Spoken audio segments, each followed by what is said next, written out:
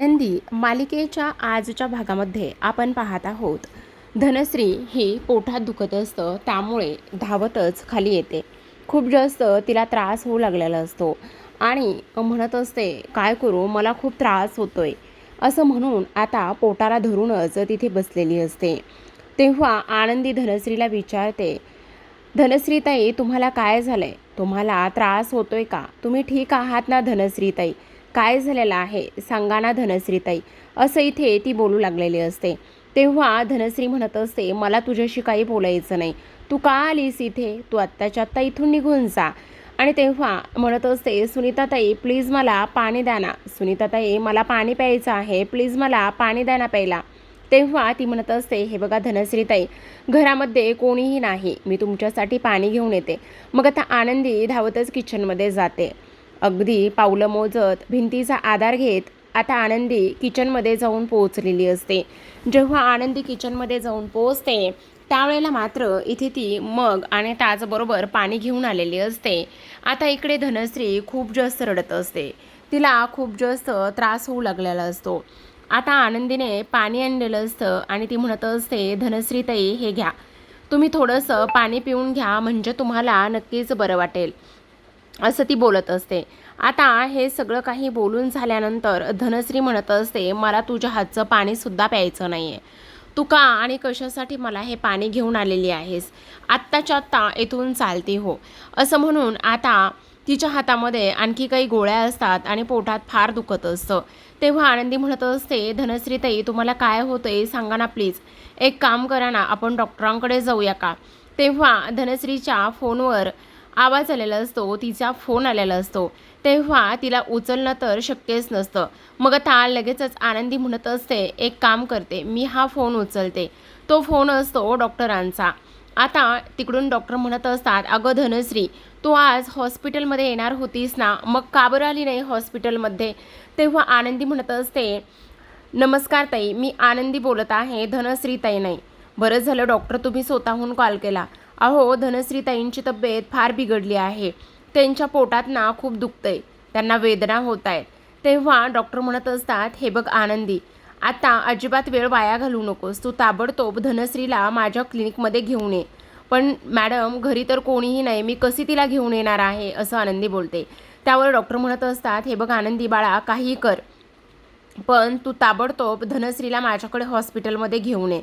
बरं मॅडम तुम्ही नका काळजी करू, मी बघते काहीतरी, असं आनंदी सांगत असते. आता फोन ठेवल्यानंतर आनंदीच्या पायाला कसलं तरी इथे मेडिसिनचं स्ट्रीप टोचतं आणि त्यामुळे आनंदी पटकन खाली वाकून त्या काय आहे ते पाहते. मग आता आनंदीच्या लक्षात येतं की आनंदीने कसल्या तरी इथे धनश्रीने कसल्या तरी गोळ्या घेतल्या आहेत. तेव्हा आनंदी म्हणत असते, धनश्रीताई तुम्ही ह्या कसल्या गोळ्या घेतल्यात, त्यामुळे तुम्हाला त्रास होतोय का? हे बघा डॉक्टरांनी सुद्धा तुम्हाला हॉस्पिटलमध्ये बोलवलं आहे. काही झालं ना तरी आपल्याला ताबडतोब हॉस्पिटलमध्ये जावं लागणार आहे.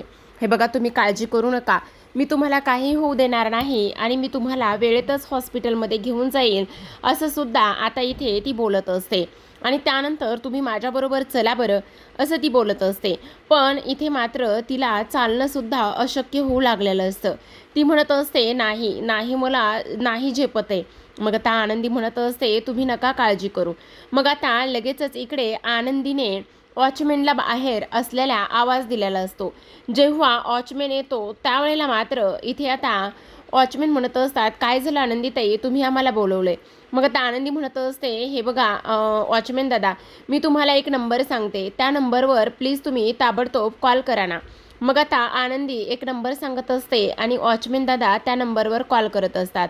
आता तो नंबर असतो पिंट्याचा, जो की इथे आनंदी आणि त्याचबरोबर आबांच्या घराच्या जवळ राहणारा पिंट्या, जो की ह्यांना कसल्याही कामामध्ये मदत करणारा पिंट्या. आता त्याने इथे फोन केल्यानंतर लगेचच आनंदी म्हणत असते, ऐक ना पिंट्या दादा, मी काय म्हणते ते तू हे बघ, तू ताबडतोब इथे ना एक काम कर, इथे निंबाळकरांच्या हवेली बाहेर एक रिक्षा ताबडतोब तू घेऊन ये, कसलाही वेळ वाया घालू नकोस. मग आता तिकडून आवाज येतो, हो आनंदी चालेल, मी अजिबात वेळ वाया घालवत नाही आणि ताबडतोब रिक्षा घेऊन येतो, असं म्हटल्याबरोबर इथे आनंदी फोन ठेवत असते आणि धनश्रीला सांगत असते, तुम्ही अजिबात काळजी करू नका, मी तुम्हाला काहीच होऊ देणार नाही. दुसरीकडे आपण पाहतो आरतीने परीक्षा न दिल्यामुळे आता इथे युगंधर फार चिडलेला असतो. आरती इथे हात जोडून माफी मागत असते आणि म्हणत असते, खरं सांगते, हे बघा मालक साहेब, माझी चूक झाली, मला माफ करा, मला शेवटची एक संधी द्या. तेव्हा मात्र युगंधर म्हणत असतो, हा सगळा काय प्रकार आहे? हे सगळं करण्याची तुझी हिंमत कशी झाली? आणि त्याहूनही सगळ्यात महत्त्वाची गोष्ट म्हणजे हे बघ, हे असलं आम्हाला अजिबात चालत नाही. अरे तुम्हाला चालत एवढी शिक्षणाची संधी उपलब्ध झाली आहे आणि तुमच्यासमोर एवढा शिक्षण अगदी पाय चालून आला आहे. अरे जेव्हा आम्हाला शिकायचं होतं त्यावेळेला मात्र इथे आता आम्हाला शिकायला मिळत नव्हतं. पण हल्लीच्या तुम्हा पोरांना इथे कसल्याही कोणत्याही गोष्टीची काळजीच नाही आहे. का असं वागलीस? अगं खेळ म्हणजे इथे शिक्षण म्हणजे तुला खेळ वाटला का? जर तुला परीक्षाच द्यायची नव्हती तर मग सरळ सरळ तसं सांगायचं ना की तुला परीक्षा द्यायची नाही आहे म्हणून. तू असं का वागलेली आहेस? असं सुद्धा आता इकडे ती बोलत असते. आता हे सगळं झाल्यानंतर आता पुन्हा एकदा आरती म्हणत असते, मालक साहेब तेच मी तुम्हाला म्हणते, मला माफ करा, मला पुन्हा एकदा ही परीक्षा द्यायची, मला एक लास्टची संधी द्या ना प्लीज मालक साहेब, प्लीज मालक साहेब, असं इकडे ती बोलू लागते. पण आता युगंधर म्हणत असतो, अजिबात नाही, ह्या सगळ्या गोष्टी अजिबातच तू म्हणतेस त्या त्या पद्धतीने होणार नाही. काही जरी झालं ना तरी सुद्धा एका गोष्टीचा तू विचार कर की हे सगळं का आणि कशामुळे? तुझ्या लक्षात येते का तू काय करतेस म्हणून? आता त्यावेळेला इथे आरती म्हणत असते, हो मालक साहेब माझं चुकलंय, सॉरी. मग युगंधर म्हणत असतो, तुम्हा लोकांचं बरं आहे, चांगलं आहे, सॉरी म्हटलं की सगळे प्रॉब्लेम सॉल्व्ह होत आहेत का? आणि सगळे प्रॉब्लेम इथे सॉल्व्ह झाले पाहिजे असं तुम्हाला वाटतंय का? हे बघा असलं काही होणार नाही, लक्षात येते का तुमच्या? असं सुद्धा आता इकडे ती बोलत असते.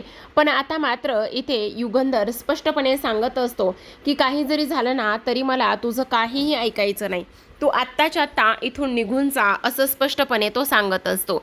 मग आता आरती म्हणत असते, खरंच मी किती मोठी चूक केलेली आहे, मी पुन्हा एकदा मालक साहेबांना दुखावलं आहे, काय करू आता?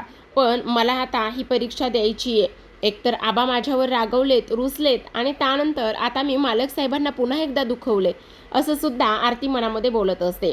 दुसरीकडे आपण पाहतो आनंदी आता धनश्रीला हॉस्पिटलमध्ये घेऊन जाते.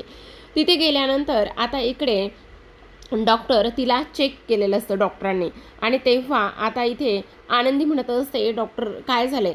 काही सिरियस तर नाही आहे ना? काय झालंय धनश्री ताईला? त्या बऱ्या आहेत ना? म्हणजे त्यांच्या पोटामध्ये एवढं कसं काय दुखत होतं? मग आता डॉक्टर म्हणत असतात, हे बघ आनंदी, मी काही ते टेस्ट केल्या आहेत आणि काही टेस्ट केल्यानंतर आता रिपोर्ट्स येतीलच, तू अजिबात काळजी करू नको. पण आता आनंदी म्हणत असते, पण तुमच्या बोलण्यामध्ये एवढं टेन्शन का बरं दिसत आहे? मग आता डॉक्टर म्हणत असतात, ते तर रिपोर्ट्स आल्यावरच सांगेल आनंदी, पण मला बेसिक गोष्टींचा इथे अंदाज आला आहे. मग आता डॉक्टरांचा मोर्चा धनश्रीकडे वळतो. त्या धनश्रीला विचारत असतात, धनश्री खरं खरं सांग, तू कसल्या इथे गोळ्या घेतेस का? म्हणजे काही ऑदर मेडिसिन वगैरे तू घेतेस का? तेव्हा धनश्री म्हणत असते, नाही डॉक्टर असं काही नाही. मग आता पुन्हा एकदा डॉक्टर तिला खडसावून विचारतात आणि तेव्हा ती म्हणत असते, हो डॉक्टर, त्याचं काय झालं ना, मध्यंतरी माझा नवरा घरी नव्हता, मग मी ना इथे पिरियड्स लांबायच्या गोळ्या घेत होते आणि त्यामुळे आता कदाचित माझ्या पोटात दुखत असावं. आणि मला अगं वेडी का तू? ह्या किती हाय पॉवरच्या गोळ्या आहेत गं धनश्री, अगं हा काय प्रकार आहे तुझा वेड्यासारखा, असं कोण वागतं? तेव्हा ती म्हणत असते, हो मला तर कळतच नाही काय करावं म्हणून. पण तुम्हाला एक गोष्ट सांगू का मॅडम? अहो मला एका डॉक्टरांनी असं असं सांगितलं होतं करायला, म्हणून मी ते सगळं काही केलं. तेव्हा डॉक्टर म्हणत असतात, हे बघ धनश्री, हे फार चुकीचं आहे, तू अशा पद्धतीने केलंयस की तुझ्या जीवावर सुद्धा ह्या सगळ्या गोष्टी बेतू शकतात. तुझ्या लक्षात येत नाही की तू काय करून बसली आहेस म्हणून. मग आता धनश्री म्हणत असते, पण मॅडम मी काय करणार, मला बाळ हवं आहे हो, काही जरी झालं तरी मला मूल हवं आहे हो. मग आता धनश्री हे सगळं काही बोलल्यानंतर आनंदी म्हणत असते, डॉक्टर मी काय म्हणते, धनश्री ताईला फार काही त्रास तर झालेला नसेल ना? म्हणजे त्यांची तब्येत वगैरे त्यांना काही दुसरं तर नसेल ना? मग तेवढ्यातच आता धनश्रीचे रिपोर्ट आलेले असतात आणि धनश्रीचे रिपोर्ट आल्यानंतर डॉक्टर आता ते रिपोर्ट्स पाहतात. तेव्हा धनश्री म्हणत असते, काय झालं डॉक्टर, माझे रिपोर्ट्स ठीक तर आहेत ना? तेव्हा डॉक्टर म्हणत असतात, धनश्री घाबरू नको, तुझ्या मी जे काही आत्ता इथे इंट्रोसोनोग्राफी वगैरे केली होती ना, ते सगळे रिपोर्ट जे आहेत ना ते नॉर्मल आलेले आहेत. तू आई होण्यामध्ये काहीही प्रॉब्लेम नाही आहे, तू सहज आई होऊ शकतेस, असं सुद्धा आता इकडे डॉक्टर म्हणत असतात. मग आता आनंदी मध्येच बोलायला लागते, कारण आनंदीला तिच्या हाताचं दाखवायचं असतं. पण ही माजोरडी धनश्री मात्र आनंदीवर आवाज चढून बोलते आणि म्हणत असते, आनंदी तुझं काय चाललंय मध्ये मध्ये? मला इथे मॅडमशी बोलायचं आहे ना. मग मला जर इथे बोलायचं असलंय तर तू मध्ये मध्ये का बरं बोलतेस? तू जरा गप्प बसणार आहेस का? काय चाललंय तुझं? असं ती बोलू लागते. तेव्हा मात्र इथे आनंदी शांत बसते. मग आता पुन्हा एकदा डॉक्टर म्हणत असतात, हे बघ धनश्री, तुझे रिपोर्ट्स पूर्णतः नॉर्मल आहेत. ही जरी गोष्ट खरी असली ना तरीसुद्धा तू एकदा तुझ्या नवऱ्याला इथे घेऊन ये आणि तुझा नवरा एकदा इथे आला ना तर आपण त्याच्या सगळ्या काही टेस्ट करूया. तुला एक गोष्ट सांगू का धनश्री? हे बघ, मला तर असं वाटतंय ना की तुझ्यामध्ये काहीही झालेलं नाही आहे. तू अगदी ओके आहेस. पण तुला सांगू का, ह्या सगळ्या ज्या गोष्टी आहेत ना त्या तुझ्या नवऱ्यामध्ये काहीतरी प्रॉब्लेम असावा आणि त्यामुळे हे सगळं काही होत असावं. हे बघ, मी तुला काय सांगते ते व्यवस्थित ऐक. हे बघ धनश्री, तुझ्या नवऱ्याला घेऊन ये. तेव्हा मात्र धनश्री म्हणत असते, अहो मॅडम असं काय करताय? हे बघा, असं नाही होऊ शकत. अहो त्यांच्यामध्ये दोष असणं हे शक्यच नाही आहे. मॅडम हे बघा, ते तर इथे निंबाळकर घराण्याचे वारस आहेत आणि त्यांच्यामध्ये मूल होण्याची शक्यता कशी काय नसू शकते? असं होणं शक्यच नाही मॅडम. तुमचा काहीतरी गैरसमज झाला आहे. हे बघा प्लीज, जो काही दोष आहे ना तो फक्त आणि फक्त इथे माझ्यामध्येच असेल.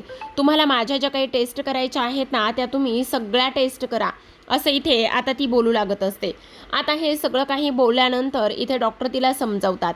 तर दुसरीकडे आपण पाहतो, आता युगंधरने शिर्केंना फोन करून सांगितलेलं असतं की माझी एक महत्त्वाची फाईल जी आहे ती घरी विसरली आहे आणि ती फाईल आणण्यासाठी मी घरी जातोय.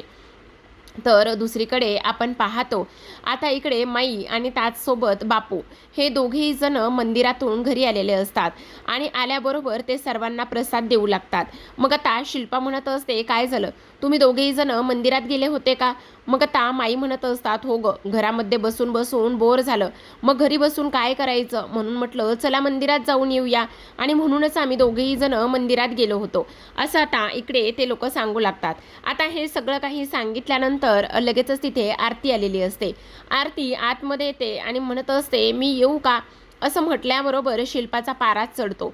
शिल्पाला आनंदीच्या माहेरचं कोणीही आलेलं खपत नाही. तिला त्या सगळ्यांचा फार जास्त राग येऊ लागलेला असतो. आता लगेचच ती म्हणत असते, आलीयस तर खरी, आणि मग आता येऊ का असं उगाचच कशाला विचारतेस? कशासाठी आलीयस तू? अगं तुम्ही भिकारडी दळभद्री लोक उठसूट आमच्याकडे का आणि कशासाठी येत आहे? आणि तुम्हाला इकडे खरं तर मला तर असं वाटतंय ना, एखाद्याच्या टाळूवरचं लोणीसुद्धा तुम्ही खाल अशी तुमची अवकात आहे आणि तरीसुद्धा तुम्ही इकडे वर तोंड करून निघून येत आहे. एक नाही तर अनेक शब्द इथे आता ती बोलत असते आणि आरतीचा अपमान करत असते. तेव्हा आरती म्हणत असते, ताईसाहेब खरं तर माझं चुकलंय, मी आली आहे, पण मला ना इथे आनंदी आणि त्याचबरोबर मालक साहेबांना भेटायचं होतं. अगे मालक साहेब उठलं सुटलं तुमच्यासारख्या लोकांना भेटायला काय तत्परच असतो का? अगं माझा युगंधर इथे, त्याला कोणीही इथे घरी आलेलं सहन होत नाही आणि त्याचबरोबर त्याला हे असले नियम भंग केलेले सुद्धा चालत नाहीत. ही गोष्ट तुझ्या लक्षात येत नाही का? मग तरीसुद्धा इकडे हे असलं दळभद्री तोंड घेऊन तू का आलीस, कशासाठी आलीस, असं सुद्धा ती बोलत असते. तेव्हा आरती म्हणत असते, हो मॅडम, पण माझं ना थोडंसं काम आहे, प्लीज मला त्यांना भेटू द्या ना, नाही म्हणू नका, असं सुद्धा ती बोलत असते. आता हे सगळं काही बोलून झाल्यानंतर शिल्पा म्हणत असते, अजिबातच नाही, तुझं हे जे काही तोंड आहे ना ते आत्ताच्या आत्ता इथून काळं करायचं आणि इथून सरळ सरळ निघून जायचं. मला तुझं काही एक ऐकायचं नाही, असं सुद्धा ती स्पष्टपणे बोलत असते. आता हे सगळं काही बोलून झाल्यानंतर आपण पाहतो, आरती मात्र फार घाबरलेली असते. तेव्हा शिल्पा तिच्यावर आवाज चढवते आणि म्हणत असते, तुला आणि त्याचबरोबर तुझ्या बहिणीला, अगं तुम्ही भिकारी लोक, तुम्ही आमच्या घरामध्ये ती आंधळी पोरगी घरामध्ये घातली आणि तरीसुद्धा तुम्ही अजून आमच्याकडून अपेक्षा करताय का? तुम्हाला असं वाटतंय का की तुम्ही माझ्या भावाला इकडे बोललात, गोड बोललात आणि गंडवलं की तो सगळं काही तुमचं ऐकेल म्हणून? हे बघ, असं काही होणार नाही आहे. माझ्या भावाला इथे बदनाम आणि त्याचबरोबर माझ्या भावाच्या इथे जवळ किंवा त्याच्याशी गोड बोलण्याचा प्रयत्नसुद्धा करायचा नाही, समजलं का? असं सुद्धा स्पष्टपणे आता ती बोलत असते. आता हे सगळं काही बोलत असताना इथे माईंचा पारा चढतो. माई म्हणत असतात, काय चाललंय तुझं शिल्पा? अगं तू वेडी आहेस का? ती आनंदीची बहीण आहे आणि आनंदीची बहीण असल्या कारणाने तिने जर तिच्या बहिणीला भेटायला आली तर फरक काय पडला? हे बघ शिल्पा, तू सुद्धा आत्ताच बाहेरून आली आहेस आणि त्या पोरीला तू तिला भेटण्यापासून अजिबातच अडवू शकत नाही, समजलं तुला? त्यामुळे मी आत्ता तुला सांगते, आत्ताच्या आत्ता खोलीमध्ये जा आणि तू फ्रेश होऊन ये. मग आता इथे शिल्पा म्हणत असते, हो तुम्ही मलाच गप्प करा माई, ही कशी वागते, काय करते, आणि त्याचबरोबर ही असली लोक उठसूट आपल्या घराकडे निघून येतात, हे मात्र तुम्हाला चालतंय का? तेव्हा आता इकडे शिल्पा पुन्हा इथे आरतीवर आवाज चढवते आणि म्हणत असते, मी आत्ता एक गोष्ट सांगते, जे काही तुझ्या बहिणीसोबत बोलायचं आहे ना ते बोलायचं आणि त्यानंतर सरळ सरळ इथून निघून जायचं. युगंधरच्या समोरसुद्धा यायचं नाही, येते का लक्षात?